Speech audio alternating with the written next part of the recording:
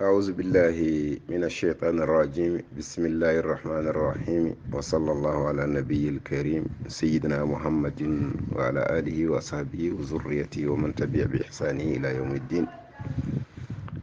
السلام عليكم ورحمة الله تعالى وبركاته. bandiraɓe musidɓe tedduɓe musidɓe julɓe, on calminama salminandu islam en garti humnude aadi mo gadodirɗen e julɓe ɓe so habrudde ko fati en nafilaji lewru meɗen korka. hande ko ene ñalli 14 ene jofi 15, ene ñalli 14 ha hiiri ene jofi 15. yusalli 6 raka'atin yaqra'u fi kulli raka'atin bi ummi alquran wa idha ja'a nasrullahi marratan wa qul huwa allahu ahad 35 marratan wa yaqra'u hadha ad-du'a ba'da as-salam.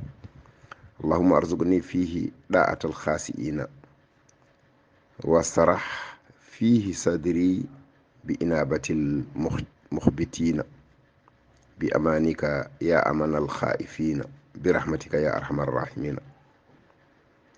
mbiɗen ko ene ñalli 14 ene jofi 15 ene juule darɗe 6, darɗe ɗiɗi fof salmine. ene jange hen noon kala darde fatiha lawol gotol, iza jaa nasrullahi wal fathu lawol gotol, qul huwallahu ahad laabi 35 walla mbiyen 35 lawol. e so tawi a gayni janga duwaw mo kalden ɗo o. yo allah waɗanen moƴƴere aduna e lahara.